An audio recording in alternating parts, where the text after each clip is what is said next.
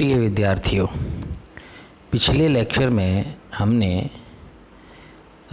Apiculture के अंतर्गत honey bee के लाइफ साइकिल, उसका बिहेवियर, उसकी इकोनॉमिक इम्पोर्टेंस, इसके संबंध में पढ़ा। अब हम प्रारंभ करते हैं बी कीपिंग किस प्रकार से की जाती है, यानी हम इसको एक उद्योग के रूप में एपीकल्चर को किस प्रकार से करते हैं, इसमें क्या क्या साधनों की आवश्यकता होती है, किस प्रकार के टूल्स की आवश्यकता होती है, किन विधियों की आवश्यकता होती है, ये सब कुछ इसमें हम पढ़ेंगे।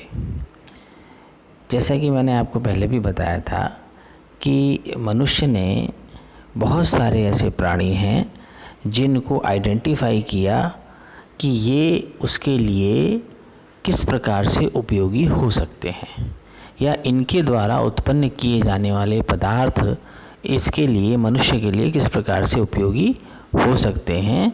इस प्रकार से चिन्हित करके फिर उनसे उन पदार्थों को प्राप्त करना, उन प्राणियों को बिना कोई नुकसान पहुंचाए हुए। तो ये जो विधियां होती हैं, ये एक प्रकार से प्राणियों को पालतू बनाने के अंतर्गत आती हैं और उसको पालतू बनाकर उसको अपने उपयोग में लेना।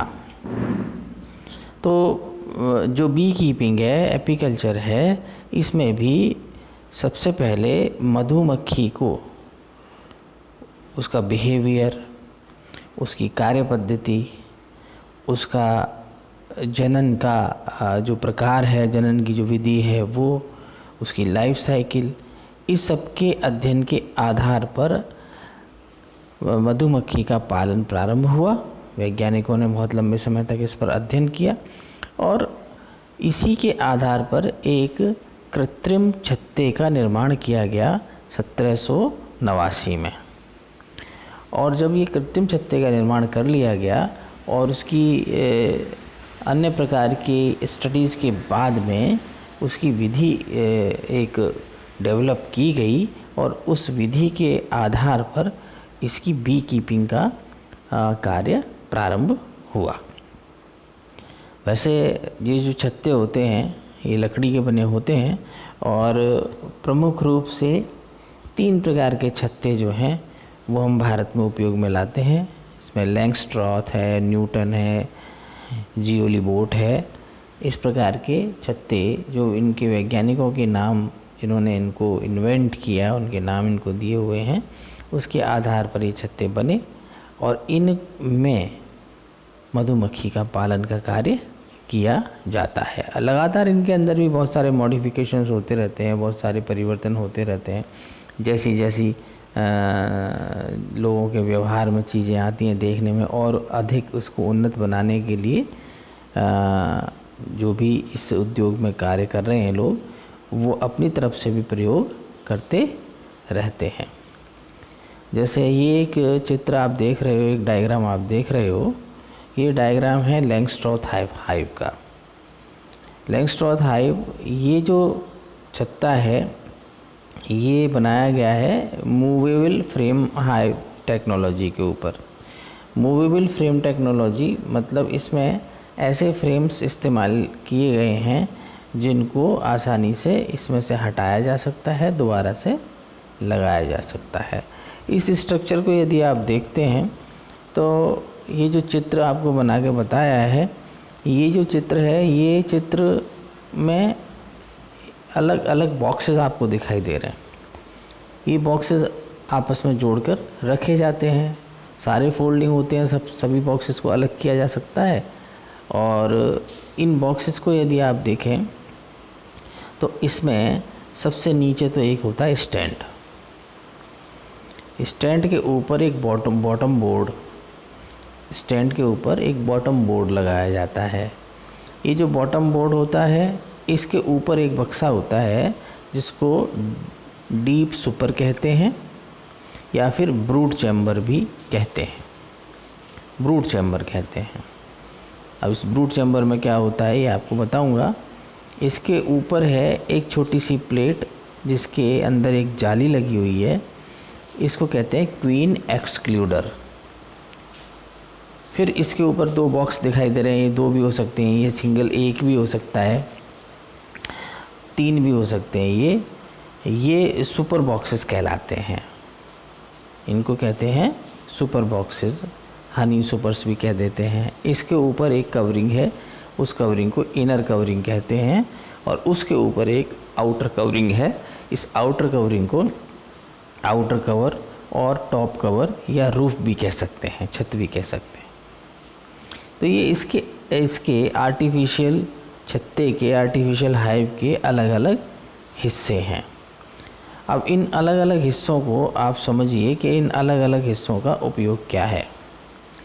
तो ये जो पूरा का पूरा छत्ता है, ये सिंगल या डबल लेयर्ड वॉल का, वुडन वॉल का बना हुआ होता है, यानी लकड़ी का इस्तेमाल इसमें किया जाता है। लकड़ी की एक या दोहरी सतह इसके दोनों तरफ, इसके चारों तरफ बनाई जाती है। या तो सिंगल लेयर्ड होगा, लकड़ी की सिंगल लेयर का बना हुआ होगा, या डबल लेयर। डबल लेयर में ये होता है कि टेम्परेचर को थोड़ा सा आप मेंटेन कर सकते हैं। तो अब इसको प्रारंभ करते हैं। सबसे नीचे जो है एक स्टैंड है, उस स्टैंड के ऊपर हमने एक बॉटम बोर्ड रखा। अब ये बॉटम बोर्ड जो होता है, इसमें प्रवेश द्वार बने होते हैं, जिनको एंट्रेंस कहते हैं। छत्ते के अंदर मधुमक्खी जो अंदर प्रवेश करेगी, उसके जाने का और निकलने का द्वार को, यह मार्ग। ये एक छोटे छोटे से छिद्र होते हैं जो कि बॉटम बोर्ड में बना दिए जाते हैं। कई छत्तों में ये जो ये जो ब्रूट चैम्बर होता है, इस ब्रूट चैम्बर में ही बना दिए जाते हैं। कई छत्तों में ये ब्रूट चैम्बर में भी बने हुए दिखाई देंगे। तो इनको कहते हैं एंट्रेंस, प्रवेश द्वार। ये प्रवेश द्वार अधिक नहीं होते, प्रवेश द्वार केवल एक होता है, या कहीं कहीं किसी छत्ते में एक से अधिक यानी 2 दिखाई दे जाते हैं, इससे अधिक नहीं होते। ये प्रवेश द्वार होता है। ये जो प्रवेश द्वार होता है, इस पर एक हाइव एंट्रेंस, एक जाली लगाई जाती है, एक गार्ड लगाया जाता है। यानी प्रवेश द्वार जो होता है उसमें एक जाल लगाया जाता है। जैसे आपको प्रारंभ बताया मैंने, हनीबी में वर्कर, ड्रोन और क्वीन, इन तीनों का आकार अलग अलग होता है। तो इनके आकार के आधार पर यदि देखें तो सबसे बड़े आकार की होती है क्वीन। तो इस छत्ते में एक बार जब क्वीन अंदर सेटल हो जाती है, क्वीन अंदर रहने लग जाती है, तो क्वीन उसमें से बाहर निकल के ना जा सके, इसलिए ऐसा एक एंट्रेंस गार्ड लगाया जाता है, ऐसी एक जाली लगाई जाती है जिसमें से वर्कर्स तो आना जाना कर सकते हैं, ड्रोन्स भी आना जाना कर सकते हैं, लेकिन क्वीन उसमें से बाहर नहीं निकल सकती। तो एक ऐसा गार्ड लगाते हैं ताकि क्वीन उसमें से बाहर ना निकले। वैसे तो क्वीन सामान्य रूप से बाहर निकलती नहीं है, लेकिन चाहे तो भी वो बाहर निकल नहीं सकती। फिर उसके बाद आइए ब्रूड चैम्बर में। ये जो ब्रूड चैम्बर है, जो डीप सुपर करके लिखा हुआ है, इसमें बहुत सारे फ्रेम्स जो हैं वो लगे हुए, लटके हुए हैं। अब ये जो फ्रेम्स हैं, इन फ्रेम्स में बीच में लकड़ी का एक फ्रेम है, जैसे कि आप तस्वीरें देखी होंगी, तस्वीर का फ्रेम होता है, इस प्रकार का लकड़ी का एक फ्रेम है, और उस लकड़ी के एक फ्रेम में बीच में मध्य में एक वैक्स की शीट लगाई जाती है। वही वैक्स होता है जो वैक्स ये मधुमक्खी द्वारा उत्पन्न किया जाता है। तो मधुमक्खी द्वारा जो वैक्स उत्पन्न किया जाता है, उसी की एक शीट उस फ्रेम के बीच में लगा दी जाती है, और उसके अंदर मधुमक्खी के छत्ते के जैसे चैम्बर्स बने होते हैं, उनकी ही आकृति को एम्बोस कर दिया जाता है। यानी एक प्रकार का उस वैक्स की शीट के ऊपर मधुमक्खी के छत्ते की जैसी आकृतियां हमें बनी हुई दिखाई देती हैं। वो उनका एक प्रकार का प्रतिरूप होता है, यानी छत्ते के चैम्बर्स बने हुए नहीं होते, लेकिन कुछ हल्की हल्की एम्बोस्ड आकृतियाँ छत्ते जैसी बनाई जाती हैं, ताकि वो एक आभास दे इस प्रकार का कि ये मधुमक्खी के छत्ते के चैम्बर्स हैं। ब्रूड चैम्बर के अंदर क्या होता है? ब्रूड चैम्बर के अंदर मधुमक्खी एग लेइंग करती है, यानी मधुमक्खी के जो वर्कर्स हैं वो इस ब्रूड चैम्बर में उस वैक्स शीट के ऊपर ही वैक्स को जमा करना प्रारंभ कर देते हैं, चैम्बर बनाना शुरू कर देते हैं। यानी चैम्बर का निर्माण तो मधुमक्खी के वर्कर्स को ही करना है, लेकिन उस शीट के ऊपर वो करना इसलिए प्रारंभ करते हैं क्योंकि वो शीट हमने वैक्स की बनाई हुई है, वही वैक्स है जो बीज ने बनाया हुआ है। बीज से वैक्स की एक शीट बना दी और उसके ऊपर उनको आभास दे सकें ऐसे छत्ते की डिजाइनिंग कर दी, तो उसी के ऊपर फिर वो मधुमक्खी अपने वो बनाना प्रारंभ कर देती है, चैम्बर्स बनाना प्रारंभ कर देती है। ये जो चैम्बर्स बन जाते हैं, इन्हीं चैम्बर्स में वर्कर्स के चैम्बर्स, क्वीन जो भविष्य में जाके बनेगी उसके चैम्बर्स, ड्रोन्स के चैम्बर्स बनाना शुरू हो जाते हैं। और जब क्वीन इसमें रहने लगती है तो क्वीन इन्हीं चैम्बर्स के अंदर अंडे देना प्रारंभ कर देती है। यानी ये एग लेइंग वाला एरिया है पूरा का पूरा, जिसको हम ब्रूड चैम्बर कहते हैं। इसमें ब्रीडिंग का काम होता है, ठीक है। इसमें ही अंडे दिए जाते हैं, इसी में फिर लाइफ साइकिल शुरू होती है हनी बी की। और फिर जब एडल्ट्स निकल आते हैं तो वो अपने क्षेत्र में जो भी उनका डिवाइडेड वर्क होता है, काम होता है, वो करना प्रारंभ कर देते हैं। इसके ऊपर की तरफ आप देखो तो एक क्वीन एक्सक्लूडर नामक एक ट्रे जैसी लगी हुई है। ये भी एक लकड़ी का फ्रेम है और इस लकड़ी के फ्रेम में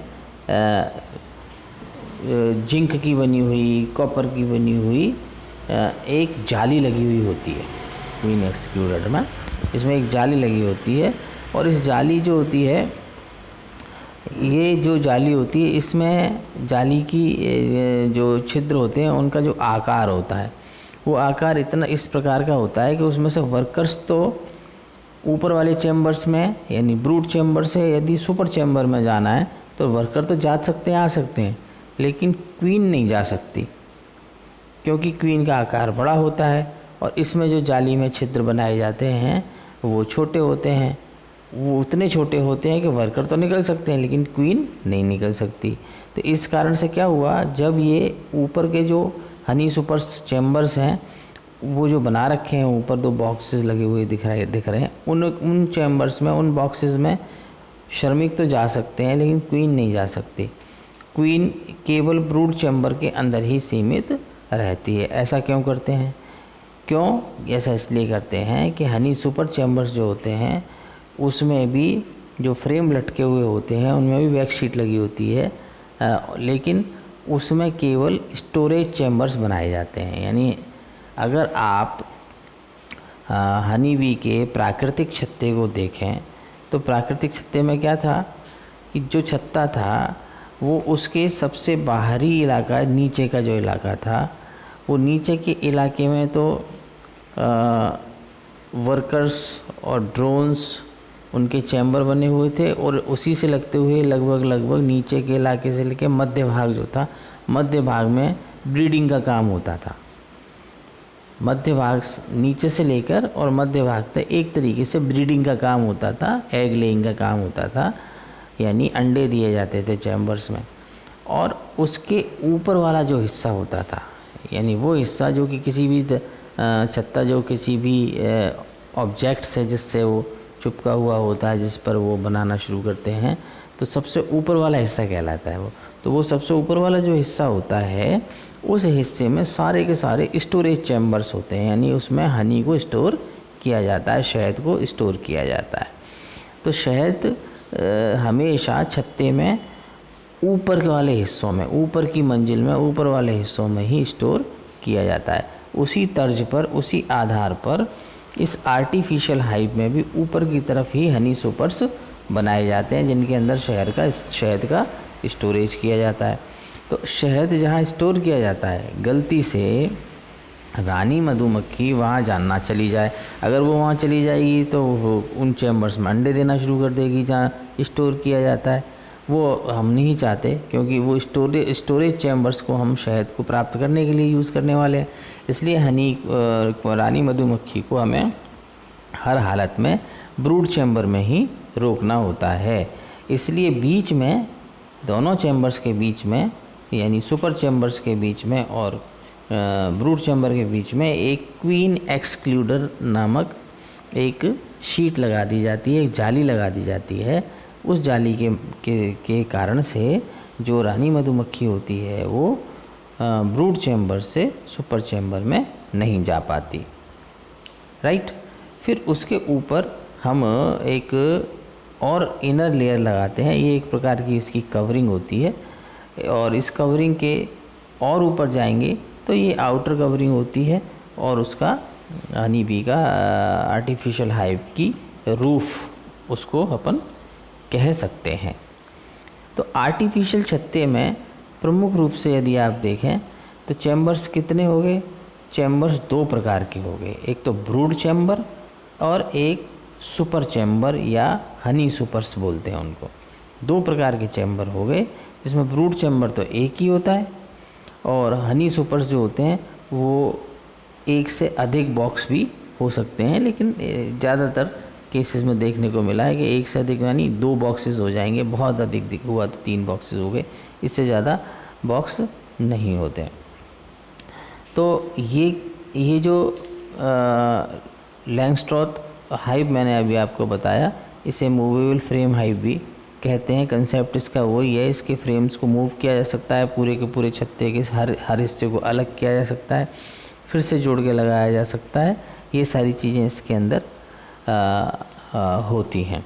तो आर्टिफिशियल कंडीशंस में हम हनी बी की रियरिंग, हनी बी का पालन, मधुमक्खी का पालन कैसे करेंगे, इसके लिए इन छत्तों का उपयोग किया जाता है। इन छत्तों को लगातार मॉडिफाई भी किया जा रहा है, जैसे जैसे आवश्यकता पड़ती है इनमें परिवर्तन भी किए जा रहे हैं। और भारतवर्ष के अंदर जो भी लोग इस उद्योग के साथ जुड़े हुए हैं वो अपनी तरफ से भी कुछ लगातार इन्वेंशंस इनमें करते हैं। इसमें कुछ एडिशन, कुछ डिलीशंस भी होते रहते हैं। कई जगह आपने खेतों में आपको दूर से देखेंगे तो ऐसा लगेगा केवल एक बॉक्स ही रखा है, तो उसमें भी संरचना में थोड़े परिवर्तन किए गए हैं। लेकिन कुल मिलाकर हनी बी का जो ये एक मूवेबल फ्रेम हाइव बनाया जाता है, ये बिल्कुल इसके प्राकृतिक छत्ते की बनावट के अनुसार ही डिज़ाइन किया गया है, ताकि ये अपनी लाइफ साइकिल को इसमें कंप्लीट कर सके, और इसमें जिस प्रकार से ये शहद इकट्ठा करती है उस शहद को हम लगातार निरंतर उससे प्राप्त कर सकें, और पुनः दोबारा से उन फ्रेम्स को जिनसे हम प्राप्त करेंगे शहद को दोबारा से उपयोग में ला सकें। तो अभी के लिए इतना ही पर्याप्त है, आगे नेक्स्ट लेक्चर में आपको बताएंगे।